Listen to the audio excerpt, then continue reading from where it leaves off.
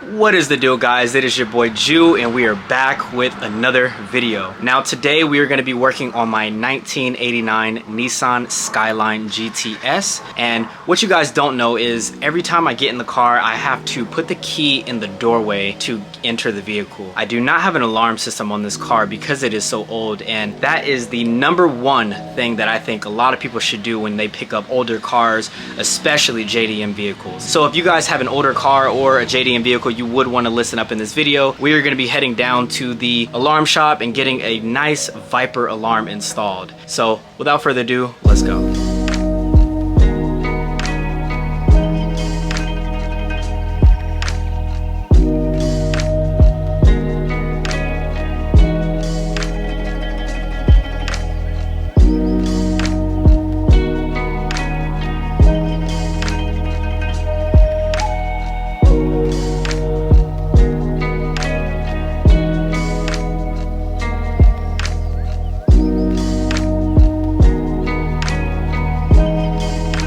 Pulled up to advanced car stereo, and they are actually going to be putting an alarm in this thing.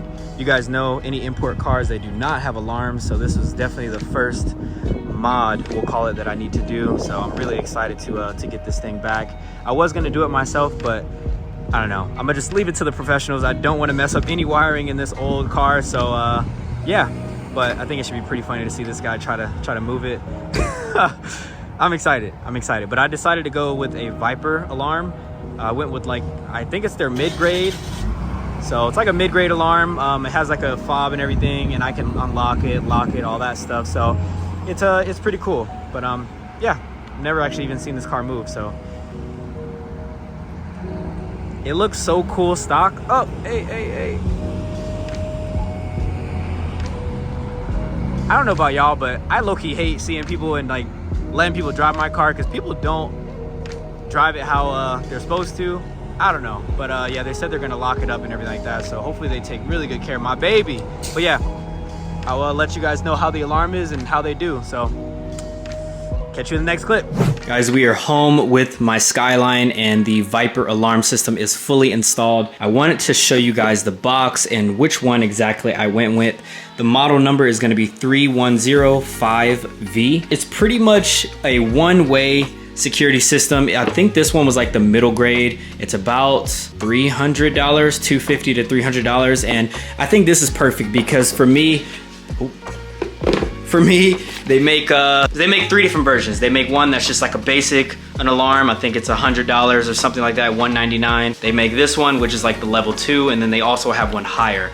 The higher model pretty much had like a screen on the actual fob, so that way when the car is locked, you would actually be able to see a little indication. And also if somebody bumps the car, it would vibrate on the actual fob for that highest version.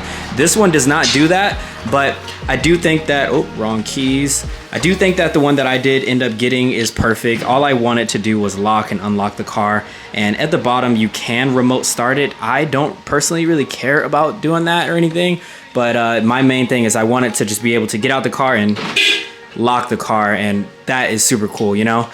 Now the car is fully locked, and if I want to unlock it, and what's also really cool about that is the lights light up when you do either function. I think that is so cool. So that is a huge necessity if you guys have, again, a 90s car or a JDM car. So now that we knocked the alarm out of the way, and now that you guys know that this car has an alarm, we're gonna be moving on to the next thing, which is the cluster in here. What I want to do is a few things, actually.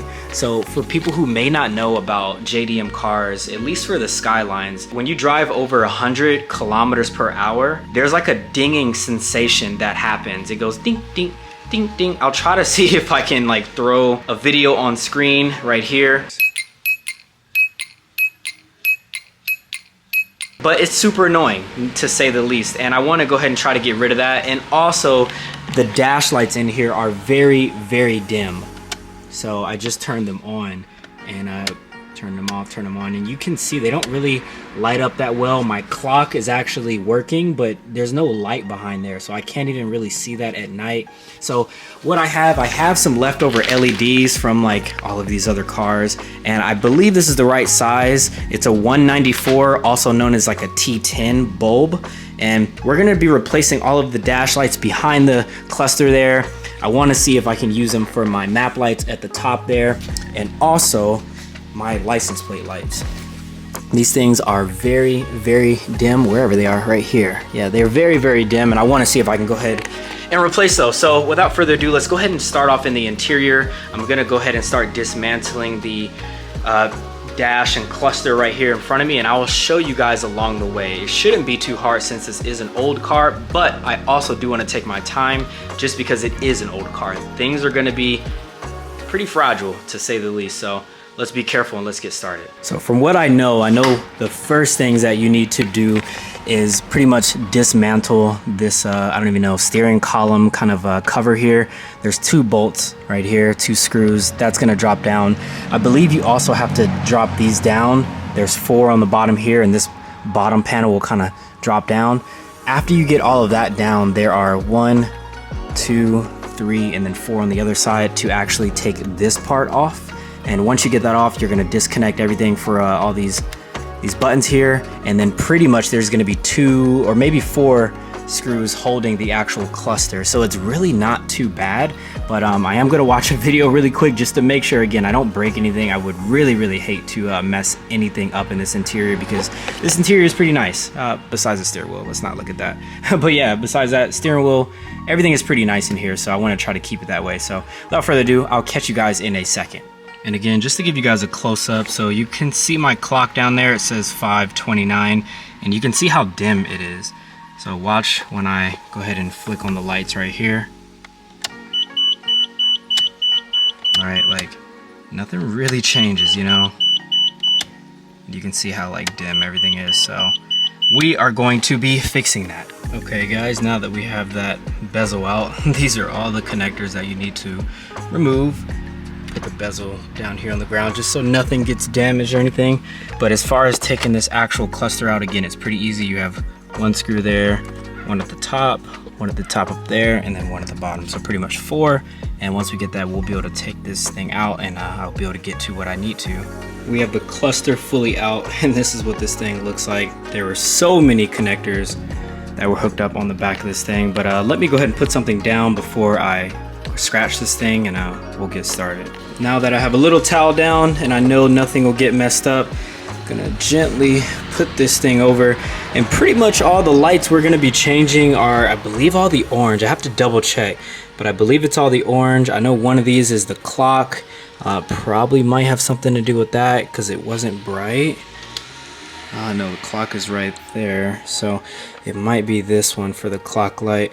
But yeah, essentially we're just gonna change all these out to brighter LEDs, and also this is the mechanism that was making that chirping sound. So it's actually really easy. I was told you had to cut a wire, but that was probably somebody being lazy. You can actually just unbolt this, just take it out with all the screws, and this whole mechanism will come off, and you don't no longer need to have this in here like that. So let me go ahead and get started and verify that all the lights are the same, and yeah, we'll throw this all back in.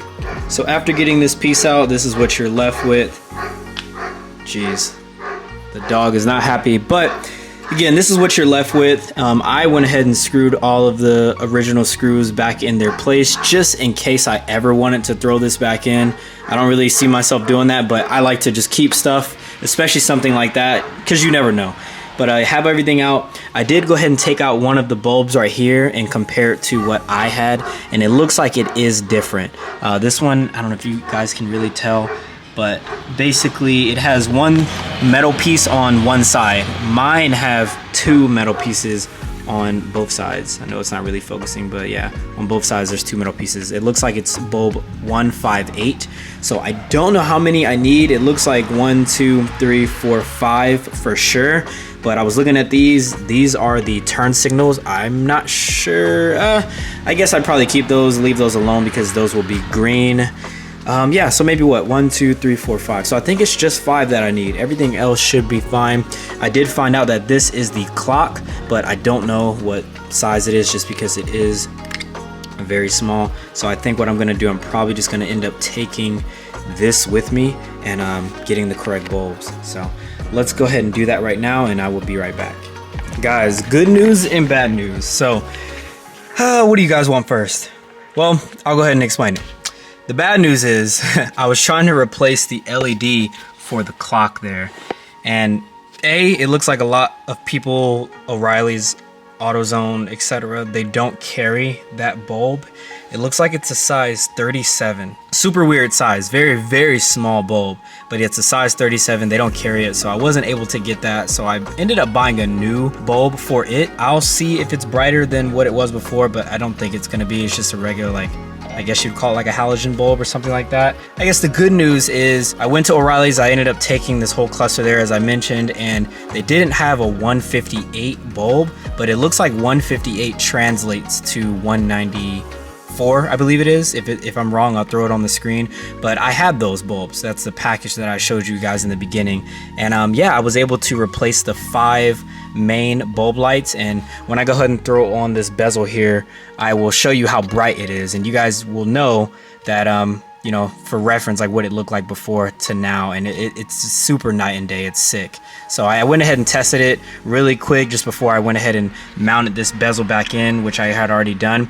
And another heads up thing I want to mention to you guys, the 4 bolts up here, you have one there, one at the bottom, and then one at the bottom over there. Be careful. This is plastic, and a lot of people, what I see is they'll break these upper tabs, and I was very gentle. I tightened it until it was snug. I didn't cinch it down, but once it kind of started grabbing, I gave it a little twist, but I didn't put force into it because it is plastic, and it's very old plastic. So I didn't break my tabs, which I'm very proud of. So I just want to say that to you guys out there. If you have a Skyline or anything like that, definitely take your time with stuff like this, man. You know, you don't want to be having to replace stuff a bunch of times. So let me go ahead and get on this last little bezel piece here, and that will complete this job. Guys, I have officially buttoned everything up. I just need to clean my little mess down below, but dude, check this out.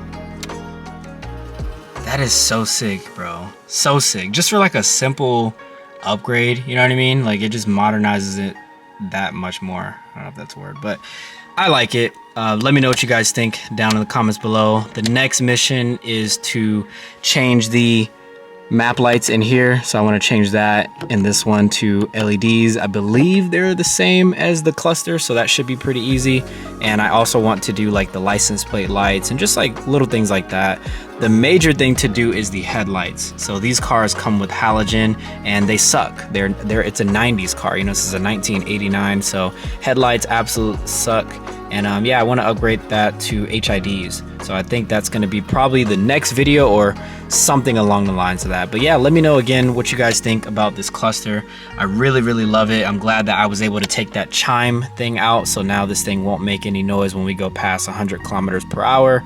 And also, I really wish I was able to get an LED for the clock down there, but I wasn't going to get it in time, and it's about to rain potentially, and I can't drive my Nismo 350 just because it is single turbo mid mount, so the turbo's under the car. I can't really drive that in the rain. I don't want to drive it, let's just say like that. I probably could if I wanted to, but I don't. So I really want to be able to take this one out. So it is what it is. I want to demonstrate to you guys what noise this thing made. So if I hook this into here, I might not be able to do it one-handed. And then now if I touch this other one over here, you'll hear what this thing makes.